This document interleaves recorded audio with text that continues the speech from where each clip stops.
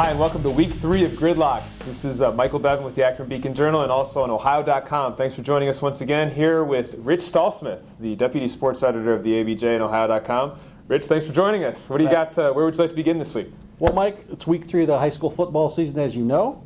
We're going to cover 2 games on Friday night. We've got Talmadge Coventry. What can you tell us about that one? Yeah, it's 2 teams that are undefeated coming in. Coventry, Trayon Sibley's been a big playmaker for them so far. He's a University of Akron recruit, a senior.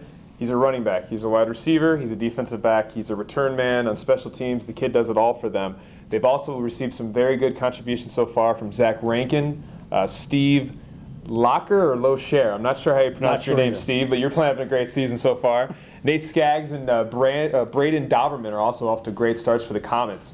I think on paper, Coventry might get this game, but Talmadge is certainly a very talented. You're talking about Zach Boyd, Sam Seeker, Scott Seeker, guys that are experienced multi-sport athletes, and then also Seth Baker and Ty Shannon. So these guys know how to play football too. So we'll see what happens this week over there in Coventry. And they're used to winning as well. Yes, yeah, in baseball. And They're kind of growing that mentality in football after a number of years there in the 90s and 2000s when Talmadge was really good. The last few years they've been a little down, but right now they're on the upswing.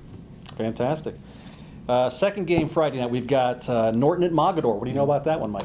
Yeah, Mogador, a perennial playoff team in Division 6 or Division 7 this year. They're Division 6. You look at guys like Paul Skye, a linebacker who's very talented for them. He's been in a lot of big games, won a lot of big games. Trent Yoho, Gavin Christie, Logan Penix, and Dalton Breaker are also guys that can make plays for the Wildcats. They're going to be tested here. Norton comes in. They're feeling good about themselves. They beat Cuyahoga Falls. You look at their quarterback, Nate Dobbin. He had a very nice game last week against the Falls. Threw some touchdown passes to Caleb Kiss, Austin Booth, and Blake Jones. All 3 of those guys had 1 touchdown reception apiece. So should be an interesting game. Mogador with home field advantage. I would think that they might have an edge, but you got to play the game. So we'll see what happens. Absolutely. And how about on Saturday, Mike? We're doing St. V at Buchtel. What can you tell us about that? Yeah. Buchtel comes in. They had a close loss to Benedictine. They are 1-1. St. Vincent St. Mary knocks off their rival Walsh Jesuit 2-0. They're led by their sophomores. Quarterback Luke Lindsay. He's a very talented QB. He can throw, he can run. Jalen Ross and Terrence Keys are also difference makers for them. And then defensively, Scott Walter. He's a very talented defensive back. Had a nice game last week for them as a wide receiver. You look at Buchtel, though, their home field advantage. That does play a role in high school sports. They're at home on a Saturday afternoon. St. Vincent St. Mary's used to playing Friday night games. Buchtel's used to kind of the Fridays and the Saturdays.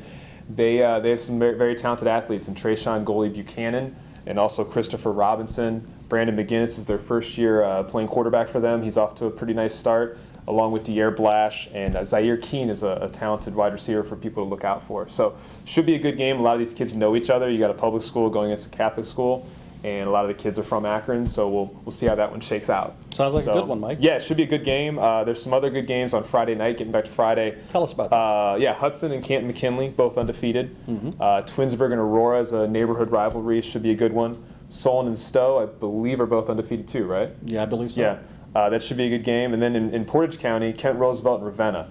This is, it's the 102nd or 103rd matchup between these 2 programs. So they've been playing a while. Yes, yeah. These kids know each other. Their parents, their grandparents, they've all played not only football but other sports as well.